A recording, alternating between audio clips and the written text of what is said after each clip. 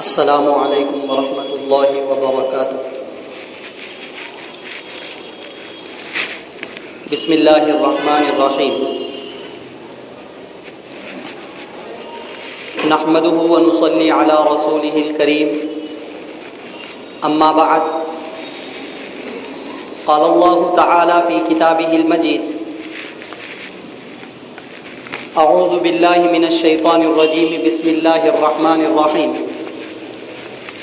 اقرأ باسم ربک الذی خلق، خلق الانسان من علق، اقرأ وربک الاکرم، الذی علم بالقلم، علم الانسان ما لم يعلم۔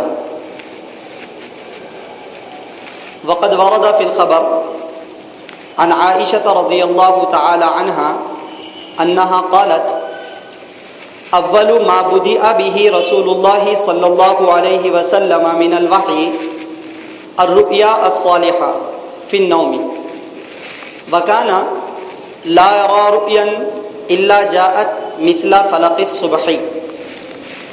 رواہ البخاری ومسلم او کما ورد فی الحدیث۔ اللہم صلی علی سیدنا و مولانا محمد وعلی آل سیدنا و مولانا محمد وبارک وسلم۔ اللہم صلی علی سیدنا و مولانا محمد وعلی آل سیدنا و مولانا محمد وبارک وسلم۔ اللہم صلی علی سیدنا و مولانا محمد وعلی آل سیدنا و مولانا محمد وبارک وسلم۔ نور خدا ہے کفر کی حرکت پہ خندہ زن، نور خدا ہے کفر کی حرکت پہ خندہ زن، پھونکوں سے یہ چراغ بجھایا نہ جائے گا۔ معزز بزرگوں اور دوستوں، عزیز ساتھیوں اور نوجوان بھائیوں، قرآن کریم میں اللہ رب العزت نے ارشاد فرمایا: اقرأ باسم ربک الذی خلق، خلق الانسان من علق، اقرأ وربک الاکرم۔ پڑھیے پڑھیے اپنے رب کے نام سے جنہوں نے آپ کو پیدا کیا۔ خلق الانسان من علق، جنہوں نے انسان کو پیدا فرمایا۔ اقرأ وربک الاکرم، پڑھیے آپ کا رب بڑا عزت والا ہے۔ الذی علم بالقلم، جنہوں نے انسان کو قلم کے ذریعے علم دیا۔ علم الانسان ما لم یعلم، انسان کو وہ باتیں سکھلائی جو انسان جانتا نہیں تھا۔ حدیث میں امی جان عائشہ رضی اللہ تعالی عنہا فرماتی ہیں کہ حضور اکرم صلی اللہ علیہ وسلم پر وحی کا سلسلہ سب سے پہلے سچے خوابوں کے ذریعے سے شروع ہوا۔ ابتدا میں آپ صلی اللہ علیہ وسلم کو خواب آیا کرتے تھے، جو بھی خواب آپ دیکھتے تو وہ صبح کی روشنی کی طرح سچ ہوتا۔ اس حدیث کو امام بخاری اور امام مسلم رحمہم اللہ نے روایت کیا۔ قرآن کریم کی یہ آیتیں ابتدائے وحی بشکل قرآن کریم کو بتلاتی ہیں، اور حدیث ابتدائے وحی بشکل خواب کو بتلاتی ہے۔ ان دونوں آیات اور حدیث سے ہمیں یہ بات پتہ چلی کہ حضور اکرم صلی اللہ علیہ وسلم کو منصب نبوت سے سرفراز فرمایا گیا، آپ کی نبوت کو لوگوں کے سامنے ظاہر کیا گیا، آپ کو بحیثیت نبی لوگوں کے سامنے لایا گیا۔ گزشتہ بتلایا گیا کہ آپ صلی اللہ علیہ وسلم جب عمر مبارک 40 سال کو پہنچنے کی قریب تھی تو کچھ مہینے پہلے سے آپ صلی اللہ علیہ وسلم غار حرا میں تنہائی اختیار کرتے۔ وَكَانَ حُبِّبَ إِلَيْهِ الْخَلَا، آپ صلی اللہ علیہ وسلم کو تنہائی اچھی لگنے لگی، تنہائی میں لذت محسوس ہونے لگی۔ تنہائی ہے بھی ایسی چیز کہ جب انسان اللہ تعالیٰ کے عشق میں، اللہ تعالیٰ کی محبت میں تنہائی اختیار کرتا ہے تو اس کو وہ مزہ آتا ہے جو مال میں حاصل نہیں ہوتا، تو اسے وہ لذت حاصل ہوتی ہے جو کھانے پینے کی چیزوں میں حاصل نہیں ہوتی، تو اسے وہ لطف، سرور اور خوشی محسوس ہوتی ہے اور ملتی ہے جو اولاد کے ساتھ، خاندان کے ساتھ، ماں باپ کے ساتھ، رشتہ داروں کے ساتھ یا خوشیوں کے موقعوں پر نہیں ملتی ہے۔ تنہائی بڑی نعمت ہے، لیکن اللہ کے ذکر کے ساتھ تنہائی، قرآن کریم کی تلاوت کے ساتھ تنہائی، عبادتوں کے ساتھ تنہائی، یہ محبوب اور پسندیدہ ہے۔ فی نفسی ہی انسان تنہائی اختیار کر لے، نہ ذکر سے مطلب، نہ قرآن کی تلاوت سے مطلب، نہ عبادت سے مطلب، گناہوں کے ساتھ تنہائی، غیبتوں کے ساتھ تنہائی، چغلیوں کے ساتھ تنہائی، نافرمانیوں کے ساتھ تنہائی، اللہ رب العزت کی بغاوت کے ساتھ تنہائی، یہ اچھی چیز نہیں ہے، یہ تو ہلاک کرنے والی ہے۔ اجنبیہ عورت کے ساتھ تنہائی، عورت کا اجنبی مرد کے ساتھ تنہائی، یہ اچھی چیز نہیں ہے، یہ ہلاک کرنے والی ہے۔ تنہائی یہ عمدہ بھی ہے اور تنہائی یہ ہلاک کرنے والی چیز بھی ہے۔ تنہائی اللہ کی یاد کے ساتھ ہو، تنہائی اللہ تعالیٰ کی فکر اور سوچ کے ساتھ ہو، تنہائی عبادتوں اور ذکر و اذکار کے ساتھ ہو تو بہت بڑی نعمت ہے۔ آپ صلی اللہ علیہ وسلم نے ارشاد فرمایا کہ قیامت میں عرش کے سائے تلے 7 قسم کے لوگ ہوں گے۔ ان 7 لوگوں میں آپ صلی اللہ علیہ وسلم نے اس شخص کو بھی شمار فرمایا، رجل ذکر اللہ خالیا ففاضت عیناہ، وہ آدمی جو تنہائی میں اللہ تعالیٰ کو یاد کرے اس طرح سے کہ اس کی آنکھوں سے آنسو بہنے لگے، اللہ کو یاد کر کے روئے، فرمایا یہ بھی قیامت میں عرش کے سائے تلے ہوگا۔ تو ہر تمنا دل سے رخصت ہو گئی، اب تو آجا، اب تو خلوت ہو گئی، اس کا وقت قریب آ چکا تھا۔ آپ صلی اللہ علیہ وسلم کو تنہائی محبوب ہو گئی۔ غار حرا میں جاتے آپ ذکر و اذکار میں، اللہ تعالیٰ کی یاد میں، ایک سوچ میں مشغول ہو جاتے، ایک فکر میں مشغول ہو جاتے۔ پھر آپ صلی اللہ علیہ وسلم کو 40 سال سے 6 مہینے پہلے سے خوابوں کا سلسلہ بھی شروع ہوا۔ انبیاء کرام کو جو خواب آتے ہیں وہ بھی وحی ہوتے ہیں، ان کے خواب بالکل سچے ہوتے ہیں، ان کے خواب میں 2 رائے، 2 پہلو، 2 احتمال نہیں ہوتے ہیں، خواب سچے ہوتے ہیں۔ تو 6 مہینے تک تقریباً آپ صلی اللہ علیہ وسلم کو خواب آتے رہے۔ جو بھی آپ خواب دیکھتے وہ صبح کی روشنی کی طرح سچ ہو جاتا۔ یہ ایک تشبیہ دی گئی حدیث میں، صبح کی روشنی کی طرح، مطلب یہ ہے کہ صبح ہوتی ہے، روشنی پھیلتی ہے تو کسی کی آنکھوں سے مخفی نہیں ہوتی ہے، یہاں تک کہ اندھے شخص کو بھی پتہ چل جاتا ہے کہ صبح ہو گئی ہے، روشنی نکل گئی ہے۔ تو جس طرح روشنی پکی، سچی، یقینی چیز ہے، اسی طرح آپ صلی اللہ علیہ وسلم کے خواب بھی سچے ہوا کرتے تھے۔ بہرحال 40 سال کی عمر مبارک میں غار حرا میں آپ صلی اللہ علیہ وسلم تنہائی میں تھے۔ حضرت جبرائیل علیہ الصلاۃ والسلام تشریف لائے اور کہا پڑھیے۔ آپ نے فرمایا میں پڑھنا نہیں جانتا۔ حضرت جبرائیل علیہ السلام نے کہا پڑھیے۔ آپ نے فرمایا میں پڑھنا نہیں جانتا۔ حضرت جبرائیل علیہ الصلاۃ والسلام نے آپ کے سینے مبارک کو زور سے دباتے ہوئے کہا پڑھیے، اقرأ بسم ربک الذی خلق، اپنے اس رب کے نام سے جنہوں نے پیدا فرمایا۔ اس کے بعد 5 آیتیں تقریباً ابتدا میں نازل ہوئیں۔ آپ صلی اللہ علیہ وسلم کو وحی قرآن کی شکل میں نازل ہونا شروع ہو گئی۔ خواب کی شکل میں جو تھی وہ بھی وحی ہوتی ہے، لیکن اصل وحی جو کتاب کی شکل میں ملنا تھا وہ والی وحی کا سلسلہ ان آیتوں سے شروع ہوا۔ اب یہ آپ صلی اللہ علیہ وسلم کو وحی سے سرفراز فرمایا گیا۔ یہاں رک کر کے ہم ایک بات یہ سمجھیں، آپ صلی اللہ علیہ وسلم نے فرمایا ما انا بقارئ، میں پڑھنا نہیں جانتا۔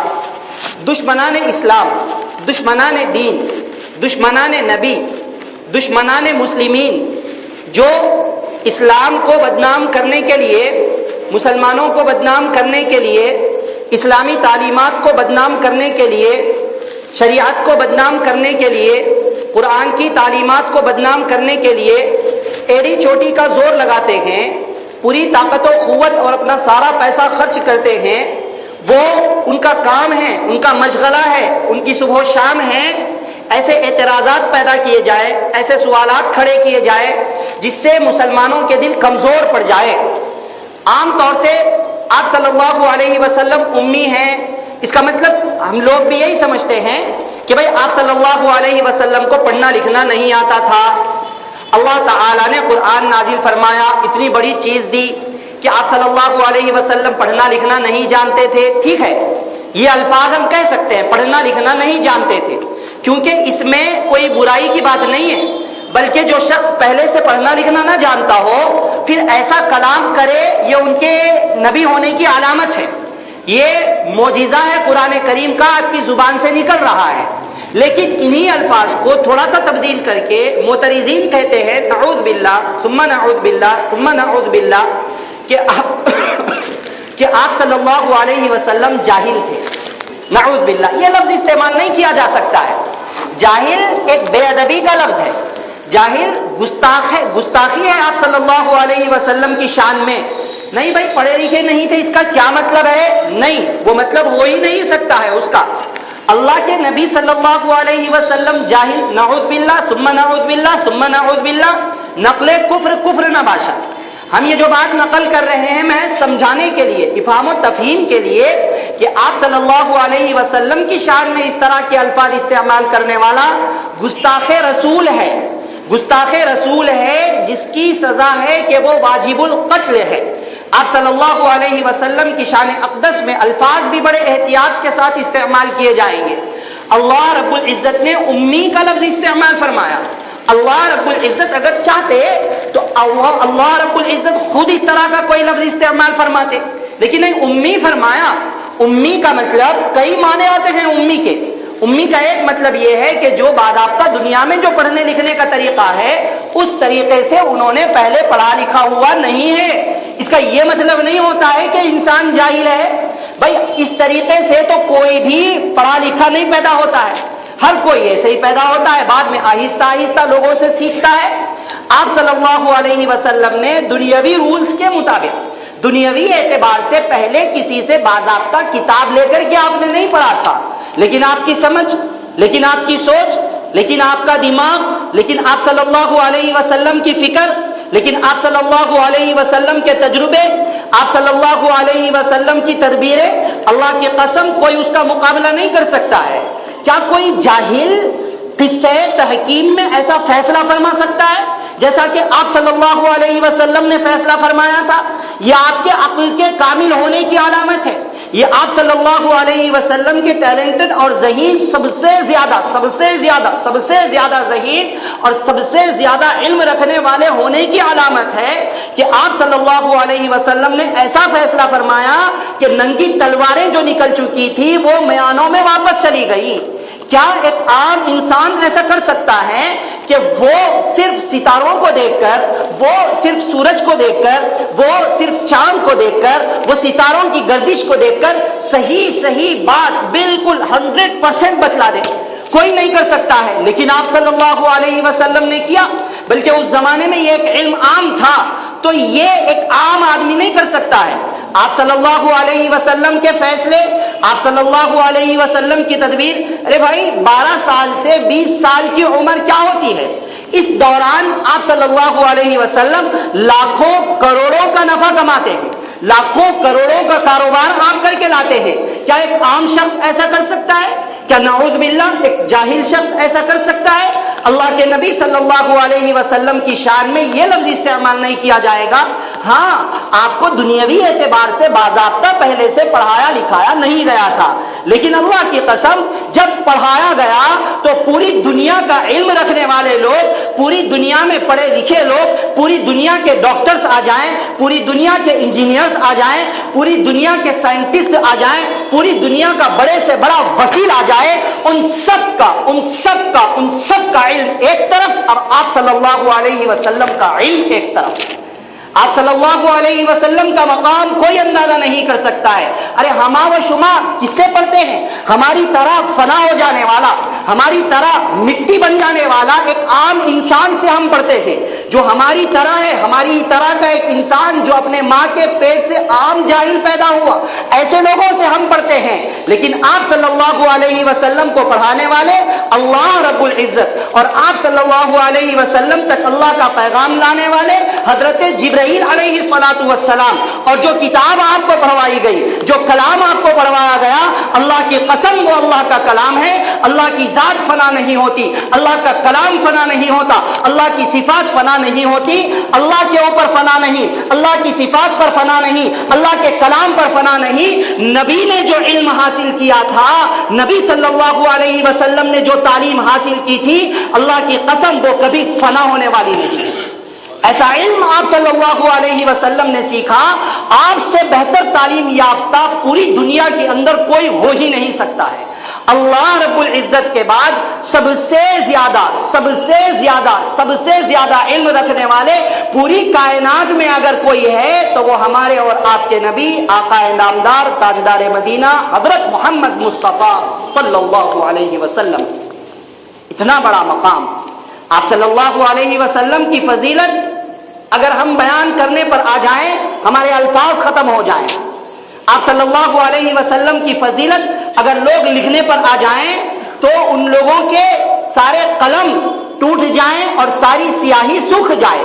آپ صلی اللہ علیہ وسلم کا مقام بیان کیا ہی نہیں جا سکتا ہے۔ جن کی تعریف خود اللہ رب العزت نے فرمائی ہو، ان کی تعریف ہم و شما کیا کر سکتے ہیں۔ بہرحال یہ آپ صلی اللہ علیہ وسلم کا ذکر کرنا اور آپ کی فضیلت کو بیان کرنا اپنے آپ کو آپ کے چاہنے والوں میں شامل کرنے کے لیے۔ آپ صلی اللہ علیہ وسلم کا مقام بڑا اونچا۔ آپ صلی اللہ علیہ وسلم نے اللہ رب العزت سے پڑھا، لانے والے حضرت جبرائیل، آپ کا مقام بڑھ گیا۔ کوئی کہنے لگے کہ بھئی ایسا تو حضرت موسیٰ نے بھی پڑھا، ایسا تو حضرت عیسیٰ علیہ السلام نے بھی پڑھا، ایسا تو حضرت ابراہیم علیہ السلام نے بھی پڑھا، ایسا تو حضرت داؤد علیہ السلام نے بھی پڑھا، ایسا تو تمام رسولوں نے پڑھا۔ ہاں پڑھا۔ ہر نبی کی اپنی اپنی خصوصیت ہوتی ہے، ہر نبی کی اپنی اپنی فضیلت ہوتی ہے، لیکن جو فضیلت آپ صلی اللہ علیہ وسلم کی ہے وہ کسی اور نبی کی نہیں۔ آپ صلی اللہ علیہ وسلم کا مقام اپنی جگہ بلند اور ان سب کا مقام اپنی جگہ بلند، لیکن آپ کا مقام ان سب سے بھی بلند ہے۔ اللہ رب العزت نے فرمایا تلک الرسل فضلنا بعضهم على بعض، ہم نے رسولوں میں سے بعض کو بعض پر فضیلت دی۔ ہاں، حضرت موسیٰ علیہ السلام سے اللہ رب العزت نے دنیا میں کلام فرمایا۔ ہاں، اللہ رب العزت نے حضرت ابراہیم علیہ السلام کو خلیل کا لقب عطا فرمایا۔ ہاں، اللہ رب العزت نے حضرت اسماعیل علیہ السلام کو ذبیح اللہ ہونے کا مقام عطا فرمایا۔ ارے ہاں، اللہ رب العزت نے حضرت عیسیٰ علیہ السلام کو روح اللہ ہونے کا مقام عطا فرمایا، لیکن ان سب کے باوجود آپ صلی اللہ علیہ وسلم کو خاتم النبیین و خاتم المرسلین بنایا۔ آپ صلی اللہ علیہ وسلم کی فضیلت عام انبیاء کے مقابلے میں الگ ہے، کوئی تقابل نہیں ہے۔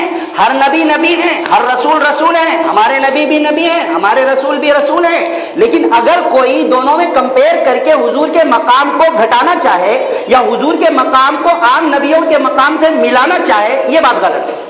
آپ صلی اللہ علیہ وسلم کا مقام اونچا ہے، وہ اس طریقے سے کہ ہاں، پڑھانے والے سب کو اللہ رب العزت ہیں، لانے والے پیغام سب کی طرف حضرت جبرائیل علیہ السلام ہیں، لیکن جن کو وہ کتابیں ملی، جن کو وہ اللہ کا کلام ملا، وہ ہمیشہ کے لیے نہیں تھا۔ آپ صلی اللہ علیہ وسلم کو جو کلام ملا وہ ہمیشہ کے لیے ہے۔ کیوں؟ اب نبوت کا سلسلہ نہیں ہے، ہمیشہ ایک کلام آتا، اس کو ختم ہونا ہوتا، ان کے بعد کوئی اور کلام آتا تو ان کا مقام الگ ہو جاتا۔ آپ صلی اللہ علیہ وسلم پر وحی کا سلسلہ مکمل کر دیا گیا۔ اب یہ کلام اور یہ وحی ہمیشہ کے لیے ہے، تو آپ سے بڑا اور آپ سے فضیلت والا کوئی ہو ہی نہیں سکتا ہے۔ بہرحال آپ صلی اللہ علیہ وسلم پر وحی نازل ہوئی اور وحی کا سلسلہ شروع ہو چکا تھا۔ اب یہ آیتیں نازل ہوئی، اس کے بعد وحی جو نازل ہوتی تھی نا، وحی کی شدت عجیب و غریب تھی۔ اللہ تعالیٰ قرآن میں فرماتے ہیں اِنَّا سَنُلْقِي عَلَيْكَ قَوْلًا ثَقِيلًا، اے نبی جی ہم آپ پر ایک ثقیل اور بھاری کلام نازل کریں گے۔ یہ اللہ کا کلام ہے، ہر کسی کی بات نہیں، اللہ کے نبی پر اللہ کا کلام نازل ہو رہا ہے۔ جب آپ پر وحی نازل ہوتی تو کبھی کبھی آپ صلی اللہ علیہ وسلم کے پیشانی مبارک سے پسینہ بہنے لگتا کلام کی شدت کی وجہ سے، کبھی کبھی آپ صلی اللہ علیہ وسلم کے چہرے کا رنگ بدلنے لگتا، بلکہ اگر آپ اونٹنی پر سوار ہوتے اور آپ پر وحی نازل ہوتی تو وحی کی شدت کی وجہ سے اونٹنی اسی جگہ پر بیٹھ جاتی۔ حضرت زید رضی اللہ تعالی عنہ، زید بن ثابت رضی اللہ تعالی عنہ فرماتے ہیں کہ ایک مرتبہ آپ صلی اللہ علیہ وسلم میری ران پر سر رکھ کر آرام فرما رہے تھے، اسی دوران آپ صلی اللہ علیہ وسلم پر وحی نازل ہونا شروع ہوئی۔ کہتے ہیں اللہ کی قسم، وحی کی شدت کی وجہ سے مجھے ایسے لگ رہا تھا گویا کہ میری ران کہیں چور چور نہ ہو جائے، ایسا بھاری کلام آپ صلی اللہ علیہ وسلم کو دیا گیا۔ اللہ قرآن میں فرماتے ہیں انا عرضنا الامانۃ علی السماوات والارض والجبال فابین ان یحملنها واشفقن منها وحملها الانسان، کہ ہم نے یہ کلام آسمانوں کو دیا، زمین کو دیا، پہاڑوں کو دیا، لیکن سب نے انکار کر دیا اور اس کے بوجھ کو اٹھانے سے وہ پھٹ پڑے، انکار کر پڑے، ڈر پڑے، اور اس کو اٹھایا انسان نے۔ اللہ رب العزت نے نبیوں کے ذریعے سے یہ کلام پوری امت کو عطا فرمایا۔ یوں آپ صلی اللہ علیہ وسلم پر وحی نازل ہونے کا سلسلہ شروع ہوا۔ وحی نازل ہوئی، آپ صلی اللہ علیہ وسلم گھر تشریف لے گئے اور فرمانے لگے زملونی زملونی، مجھے چادر اڑا دو، مجھے چادر اڑا دو۔ حضرت خدیجہ رضی اللہ تعالی عنہا بھاگی بھاگی آئیں اور آپ صلی اللہ علیہ وسلم کو چادر اڑا دیا۔ آپ صلی اللہ علیہ وسلم کا بدن کپ کپا رہا تھا، بدن گرم ہو چکا تھا، آپ کے چہرے سے پسینہ جاری ہو رہا تھا، عجیب و غریب کیفیت آپ صلی اللہ علیہ وسلم کی تھی۔ آپ صلی اللہ علیہ وسلم نے فرمایا مجھے ایسا لگتا ہے کہ کہیں میری جان ہی نہ چلی جائے۔ حضرت خدیجہ رضی اللہ تعالی عنہا آپ صلی اللہ علیہ وسلم کو تسلی دیتی ہیں اور فرماتی ہیں کلا، ہرگز نہیں، آپ کے ساتھ کبھی ایسا نہیں ہوگا، انک لتصل الرحم، کیونکہ آپ رشتہ داریوں کو جوڑتے ہیں، وتکسب المعدوم، کیونکہ جس کے پاس نہیں ہوتا اس کو آپ کما کر دیتے ہیں، وتحمل الکل، اور لوگوں کے بوجھ کو آپ اٹھاتے ہیں، وتعین علی نوائب الحق، اور حق اور ضرورت کے مقام پر جہاں خرچ کرنا ہوتا ہے تو وہاں آپ خرچ کرتے ہیں اور لوگوں کی مدد فرماتے ہیں۔ جس میں ایسی خوبیاں ہوں اللہ تعالیٰ ان کو کبھی بھی ضائع نہیں فرمائیں گے۔ آپ صلی اللہ علیہ وسلم نے پوری کیفیت ان کو سنائی۔ حضرت خدیجہ رضی اللہ تعالی عنہا کے لیے نئی بات تھی، تھوڑی سی وہ گھبرا گئی، تو اس کے بعد وہ اپنے چچازاد بھائی ورقہ بن نوفل کے پاس آپ صلی اللہ علیہ وسلم کو لے گئی۔ ورقہ بن نوفل اس زمانے میں تورات اور انجیل کے بہت بڑے یا عالم شمار ہوتے تھے، اور یہ اس وقت میں تورات اور انجیل کو سریانی زبان سے عربی زبان میں منتقل کرنے کا کام کر رہے تھے۔ یہ آپ صلی اللہ علیہ وسلم کو لے گئی اور فرمایا کہ آپ ان سے ملو اور ان سے پوچھو، یہ کچھ کہتے ہیں، ان کے حالات معلوم کرو۔ تو آپ صلی اللہ علیہ وسلم نے ان کو پورے حالات سنائے، اور ورقہ نے حضرت خدیجہ کی یہ باتیں سن کر پہلے کہا لئن کنت صدقتنی فواللہ انہ لیأتیہ ناموس موسیٰ، کہ اے خدیجہ اگر تم سچ کہتی ہو تو ہاں ان کے پاس وہی فرشتہ آتا ہوگا جو حضرت موسیٰ علیہ السلام کے پاس آیا کرتا تھا۔ پورا واقعہ سنا، پوری گفتگو آپ صلی اللہ علیہ وسلم کی سنی۔ روایات میں آتا ہے فلما سمع کلامہ ایقن بالحق واعترف بہ، جب انہوں نے آپ صلی اللہ علیہ وسلم کی پوری بات سنی تو آپ کی بات پر یقین کیا اور اس کا اعتراف کیا اور کہا کہ ہاں یہ وہی فرشتہ ہے جو حضرت موسیٰ کے پاس آتا تھا، اور یہ وہی فرشتہ ہے جو حضرت عیسیٰ علیہ السلام ان سب کے پاس آیا کرتا تھا۔ پھر ورقہ نے پورا کلام سن کر کے کہا کاش کہ میں اس وقت میں حیات ہوتا اور زندہ ہوتا جس وقت آپ کی قوم آپ کو آپ کے شہر سے نکال باہر کرے گی۔ آپ صلی اللہ علیہ وسلم کو بڑا تعجب ہوا۔ آپ نے پوچھا اوا مخرجی کیا ہو، کیا وہ مجھے نکالیں گے، کیا وہ مجھے شہر کے باہر کریں گے؟ انہوں نے کہا کہ ہاں حالات اور بگڑیں گے، آپ کے اوپر اور آپ کے ساتھیوں کے اوپر مظالم اور تکلیفوں کے پہاڑ توڑے جائیں گے، یہاں تک کہ آپ کو یہاں سے ہجرت کرنا پڑے گا۔ پھر انہوں نے کہا کہ اگر میں اس وقت میں حیات رہا تو یقیناً آپ کی مدد کروں گا۔ یہ اور بات ہے کہ وہ اس کے کچھ دنوں کے بعد انتقال کر گئے۔ ورقہ نے ایمان قبول کیا یا نہیں کیا، اس کے بارے میں روایات مختلف ہے۔ بعض حضرات نے کہا کہ انہوں نے اسی وقت میں ایمان قبول کر لیا، اور بعض حضرات نے کہا کہ نہیں قبول کیا، لیکن روایات کے اعتبار سے ان کے ایمان قبول کر لینے کو راجح قرار دیا گیا۔ بہرحال انہوں نے ایمان قبول کیا یا نہیں کیا، اس بحث میں الجھنے کی ضرورت نہیں ہے۔ آپ صلی اللہ علیہ وسلم پر وحی نازل ہونے کا سلسلہ شروع ہو چکا تھا۔ یہ آپ صلی اللہ علیہ وسلم کو جو وحی نازل ہوئی پیر کا دن تھا۔ آپ صلی اللہ علیہ وسلم کی پیدائش پیر کے دن، آپ صلی اللہ علیہ وسلم پر وحی نازل ہوئی پیر کے دن۔ مہینہ کون سا تھا اس میں اختلاف ہے۔ بعض لوگوں نے کہا کہ 8 ربیع الاول، جو پیدائش کی تاریخ تھی 8 ربیع الاول، وہی تاریخ بعض لوگوں نے قرار دی 8 ربیع الاول، اور بعض لوگوں نے کہا کہ نہیں 17 رمضان المبارک کو آپ صلی اللہ علیہ وسلم پر پہلے وحی نازل ہوئی۔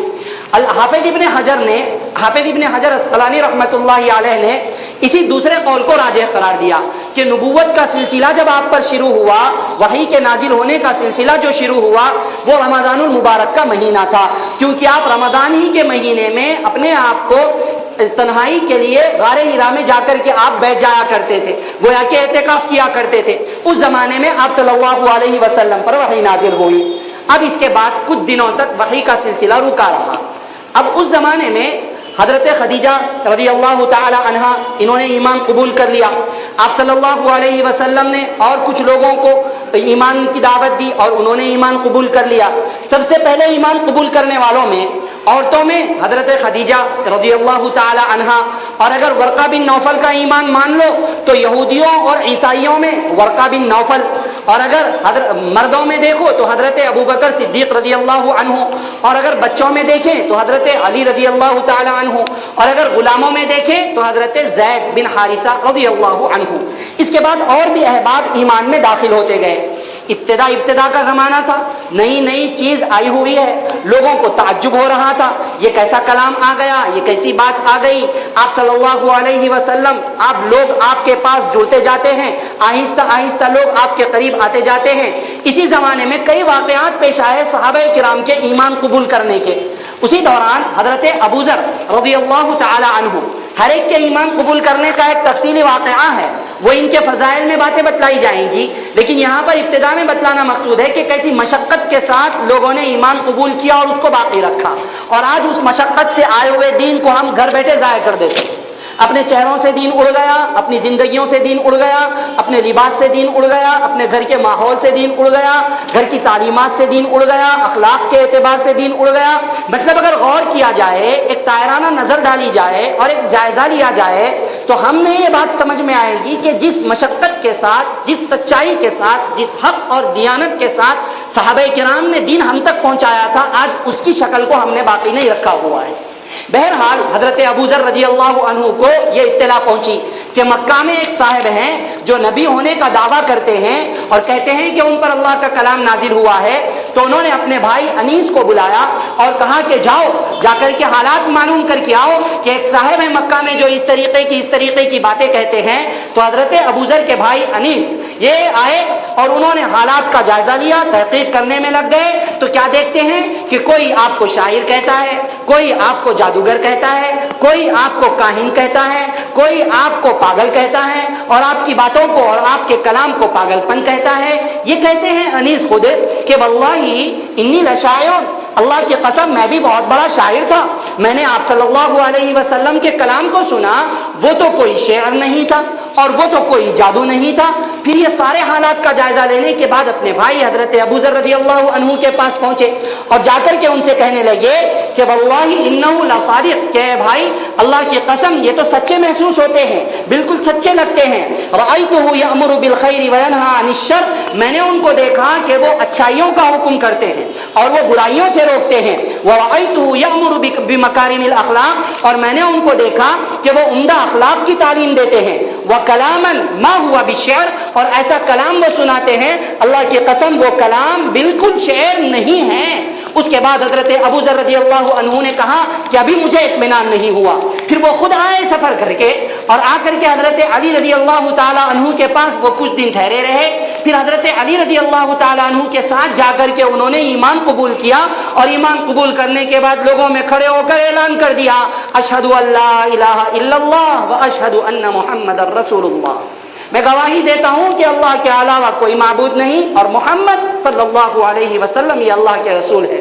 لوگ ان پر ٹوٹ پڑے، ان کے اوپر ظلم و ستم کے پہاڑ توڑے گئے، تکلیفیں ان کو پہنچائی گئی، سخت سے سخت اذیتیں دی گئیں۔ تو اس طریقے سے ایمان، اسلام اور قرآن کی تعلیمات بڑی مشقت اور بڑی عرق ریزی کے بعد ہم لوگوں کے پاس پہنچی۔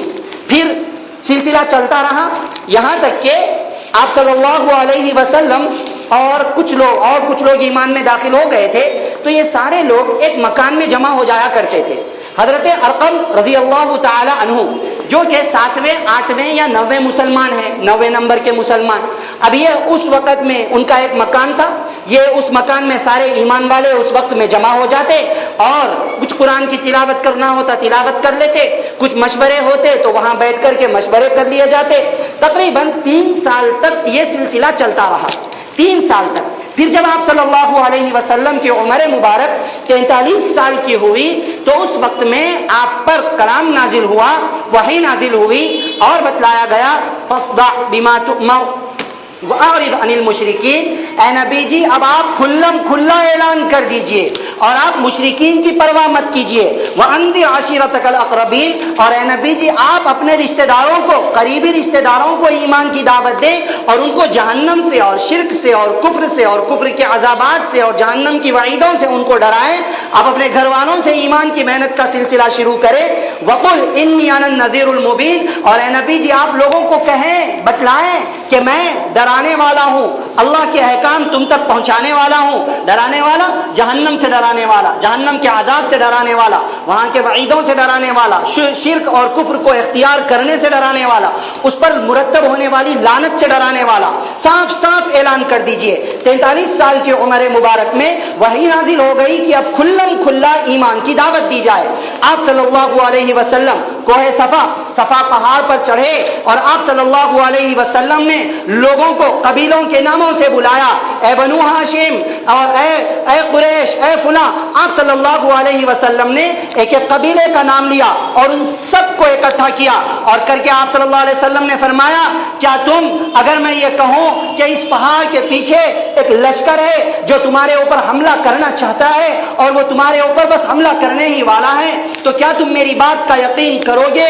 تو لوگوں نے کہا کہ اس بات میں تو ہم آپ کی بات کا یقین کریں گے، کیونکہ ہم نے آپ کو کبھی جھوٹ بولتا ہوا نہیں پایا، ہم نے آپ کو کبھی امانت میں خیانت کرتا ہوا نہیں پایا۔ آپ صلی اللہ علیہ وسلم نے علی الاعلان کہہ دیا قولوا لا الہ الا اللہ تفلحوا، کہو لا الہ الا اللہ کامیاب ہو جاؤ گے، اور میں اللہ کا رسول ہوں، میری جانب اللہ کا کلام نازل ہوا، اس بات کا اقرار کر لو۔ جیسے ہی آپ نے یہ کہا لوگوں نے انکار کر دیا۔ لوگوں کو یہی بات تو گوارا نہیں تھی کہ ان کو ان کی خواہشات سے نکال کر شریعت کی طرف میں لایا جائے، ان کو ان کے جھوٹے اور وہم و گمان، جھوٹے خیالات اور جھوٹے معبودوں سے نکال کر حق، اسلام اور نور اور روشنی کی طرف میں لایا جائے۔ سب نے انکار کر دیا۔ ابو لہب نے کہا تف ہے تجھ پر، کیا تو نے اسی لیے ہمیں جمع کیا تھا؟ نعوذ باللہ۔ اللہ رب العزت نے ابو لہب کے بارے میں قرآن کریم کے اندر سورت ہی نازل فرما دی، تبت یدا ابی لہب وتب، کہ ابو لہب کے ہاتھ ٹوٹ جائیں اور وہ ہلاک ہو جائے۔ پورا سورہ نازل ہوا۔ اب یہاں سے تکلیفوں کا سلسلہ اور بڑھ گیا، کیونکہ علی الاعلان ایمان کی بات کر دی گئی تھی۔ اسی کو کسی عربی شاعر نے یوں کہا واتخذ النبی دار الارقم للصحب مستخفین عن قومہم، کہ آپ صلی اللہ علیہ وسلم نے دار ارقم کو ایک جگہ بنایا تاکہ وہاں اکٹھا ہو جائیں اور لوگوں سے چھپ کر ایمان کی بات، ابتدا کے بارے میں ہے، ایمان کی بات چلاتے رہیں۔ وقیل کانوا یخرجون تترا الى الشعاب للصلاة سرا، اور کہا گیا کہ لوگ وہاں الگ بکھر کر ادھر ادھر سے جا کر وہاں جمع ہو جاتے اور وہاں جا کر کے اللہ رب العزت کی عبادت چھپا کر کیا کرتے۔ حتی مضت 3 سنین واظہر الرحمن بعد دینا، یہاں تک کہ 3 سال گزر گئے، اس کے بعد اللہ رب العزت نے دین کو سب کے سامنے ظاہر کر دیا اور واضح کر دیا. وصدع النبی جہرا معلنا اذ انزلت فصدع علی نبینا. اور آپ صلی اللہ علیہ وسلم نے جب آیت نازل ہوئی فصدع بما تؤمر تو اسی ایمان کی دعوت کو علی الاعلان کہہ دیا. کہنے والا کہتا ہے وانذر العشائر التي ذکرت یجمعهم اذ وانذر نزلت. اور آپ صلی اللہ علیہ وسلم نے سارے قبیلوں کو جمع کر کے جب ہی آیت نازل ہوئی وانذر عشیرتک الاقربین ایمان کی دعوت دی. کیسے دی؟ حضرت علی رضی اللہ تعالی عنہ کہتے ہیں کہ ایک مرتبہ آپ صلی اللہ علیہ وسلم نے مجھ سے کہا کہ علی تھوڑا سا غلہ لے کر کے آؤ, طعام لے کر کے آؤ, جو بھی اناج تھا وہ لے کر کے آؤ تھوڑا, اور ایک بکری کی ایک ران لے کر کے آؤ, تو سب کو پھر لوگوں کو اکٹھا کرو, بنو عبد المطلب پورے خاندان کے لوگوں کو اکٹھا کرو. تقریباً 40 لوگ اکٹھا ہو گئے. آپ صلی اللہ علیہ وسلم کی برکت سے وہ ایک آدمی کا کھانا بڑی مشکل سے تھا, 40 لوگوں کو کافی ہو گیا. آپ صلی اللہ علیہ وسلم نے ایک پیالہ دودھ منگایا اور اس وقت میں ان سب لوگوں کو پلایا. 2 واقعے ہیں, کئی واقعات ہیں اس طریقے کے. ایک واقعہ ایک پیالہ دودھ کا صحابہ کرام کو پلانے کا ہے, وہ ایک الگ واقعہ ہے. یہ ابتدا کا واقعہ ہے کہ ایک پیالہ دودھ آپ نے سب کو پلایا, سب نے پیا اور کافی ہو گیا. ابو لہب نے یہ سارا ماجرا دیکھ کر کے کہا کہ اے لوگو, محمد نے آج تمہارے کھانے پر جادو کر دیا ہے, محمد نے آج تمہارے کھانے پر جادو کر دیا ہے, اس لیے جلدی سے جلدی یہاں سے اٹھ کر کے چلے جاؤ. آپ نے دوسری مرتبہ پھر لوگوں کو جمع کیا, دوسری مرتبہ ایمان کی دعوت دی. اس طریقے سے محنت کا سلسلہ چلتا رہا. بہرحال ایک زمانہ آیا اس کے بعد کہ ابو لہب اور کچھ ساتھی اس کے مل کر کے ابو طالب کے پاس گئے اور کہنے لگے کہ دیکھیے آپ اپنے بھتیجے کو سمجھائیے, ہم سب کچھ برداشت کریں گے لیکن ہمارے معبودوں کو برا کہا جائے, ہمارے معبودوں کو احمق کہا جائے اور ان کی برائی بیان کی جائے, یہ ہمیں گوارا نہیں ہے. تو لوگوں نے کہا کہ اگر یہ سلسلہ جاری رہے گا تو ہم لڑیں گے, اتنا لڑیں گے یہاں تک کہ ان میں اور ہم میں سے کوئی ایک مر جائے, یا تو ہم مر جائیں یا تو وہ مر جائیں, دونوں میں سے کوئی ایک ہلاک ہو جائے, تب تک ہم لڑیں گے. حضرت ابو طالب نے دیکھا کہ بھائی حالات بگڑ رہے ہیں تو انہوں نے آپ صلی اللہ علیہ وسلم کو بلایا اور سمجھانے کی کوشش کی. آپ صلی اللہ علیہ وسلم نے دیکھا یوں لگتا ہے کہ اب حضرت ابو طالب میری معیت سے اور میری مدد کرنے سے ہاتھ اٹھا لیں گے, تو آپ نے صاف صاف فرما دیا کہ چچا جان, اگر یہ لوگ میرے داہنے ہاتھ میں سورج لا کر کے رکھ دیں اور بائیں ہاتھ میں چاند لا کر کے رکھ دیں, اللہ کی قسم تب بھی میں اس کلمے کی دعوت کو نہیں چھوڑوں گا. آپ صلی اللہ علیہ وسلم نے صاف کہہ دیا. حضرت ابو طالب نے کہا کہ ٹھیک ہے, تم اپنا کام کرو اور میں تمہاری مدد پوری کی پوری کرتا رہوں گا. آپ صلی اللہ علیہ وسلم کی جانب سے یہ سلسلہ آپ کی دعوت کا چلتا رہا. اسی دوران پھر کچھ عرصے کے بعد یہ لوگ پھر جمع ہوئے, ابو طالب کے پاس آئے اور ایک اپنے علاقے کے, اپنے شہر کے خوبصورت, بڑے ذہین, بڑے فتین, بڑے ماہر نوجوان کو لے کر کے آئے اور کہنے لگے ابو طالب سے کہ دیکھو یہ ہے عمارہ بن وحید قریشی, تم اس کو اپنے پاس رکھ لو اور تمہارے بھتیجے محمد کو ہمیں دے دو. ابو طالب نے کہا یہ کہاں کا انصاف ہے, تمہارے آدمی کو لے کر میں پالوں, میں بڑا کروں اور تم میرے بھتیجے کو لے کر کے ہلاک کر دو, یہ کون سا انصاف ہے. تو درمیان میں مطعم ابن عدی کافروں کی جانب سے کھڑا ہوا اور اس نے کہا کہ ابو طالب, سارے لوگوں نے آپ کے لیے ایک بہتر رائے پیش کی تھی, آپ نے اس رائے کو قبول نہیں کیا. ابو طالب نے کہا اللہ کی قسم بخدا یہ انصاف کی بات نہیں ہے, یہ تو ظالمانہ بات ہے, جاؤ جو کرنا چاہتے ہو کر لو, میں اپنے بھتیجے کو تمہارے حوالے نہیں کروں گا. صاف انہوں نے اعلان کر دیا. بہرحال آپ صلی اللہ علیہ وسلم کی دعوت کا سلسلہ چلتا رہا اور حضرت ابو طالب کی بھی حمایت کا اور آپ کی مدد کا سلسلہ بھی جاری چلتا رہا. اب لوگوں نے کھلم کھلا تکلیفیں دینا شروع کر دی اور قرآن کا, نبی کا, نبوت کا انکار کرنے لگے. کہنے والا کہتا ہے گر نبینک بروز شپرے چشمہ آفتاب را چھے گنا, کہ آنکھیں اگر ہو بند تو پھر دن بھی رات ہے, آنکھیں اگر ہو بند تو پھر دن بھی رات ہے, اس میں بھلا قصور کیا ہے آفتاب کا. سورج کا کیا قصور ہے؟ بھائی آدمی نے اپنی آنکھیں بند کر لی ہے، اس کو نظر نہیں آ رہا ہے، تو کہتے ہیں اگر چمگادڑ کو صبح کی روشنی میں کچھ نظر نہیں آتا ہے تو اس میں سورج کا کیا قصور ہے؟ اس کو نظر نہیں آتا ہے۔ اسی طریقے سے یہ قرآن جو حق ہے، یہ نبی صلی اللہ علیہ وسلم کی نبوت جو حق ہے، یہ آپ صلی اللہ علیہ وسلم کی رسالت جو حق ہے، جو کہ سب کے لیے ہے، سب کی کامیابی کے لیے ہے، سب کی نجات کے لیے ہے، سب کی فلاح کے لیے ہے، سب کی بہبودگی کے لیے ہے، اگر لوگوں کو اس میں اپنا نفع نظر نہیں آتا ہے تو اس میں قرآن کی کوئی خرابی نہیں، اس میں نبی صلی اللہ علیہ وسلم کی کوئی خطا نہیں، اس میں اسلام میں کوئی برائی نہیں ہے۔ یہ تو حق ہے جو لوگوں کو نظر نہیں آ رہا ہے یا نظر آ رہا ہے سمجھنے کی کوشش نہیں کرتے ہیں، اور یہ چاہتے ہیں کہ اسلام کو ختم کر دیا جائے، یہ چاہتے ہیں کہ بھائی اسلام کو مٹا دیا جائے، یہ چاہتے ہیں کہ نبی کو فنا کر دیا جائے، نعوذ باللہ، اللہ حفاظت کرنے والے ہیں۔ تو بہرحال لوگوں نے بڑی کوششیں کی۔ اللہ قرآن میں فرماتے ہیں یریدون لیطفئوا نور اللہ بافواہہم واللہ متم نورہ ولو کرہ الکافرون۔ یہ لوگ چاہتے ہیں کہ اللہ کے نور کو اپنی پھونکوں سے بجھا ڈالیں۔ اللہ فرماتے ہیں اللہ تعالیٰ اپنے نور کو مکمل کر کے رہیں گے اگرچہ کافروں اور مشرکوں کو یہ بات گوارا نہ ہو۔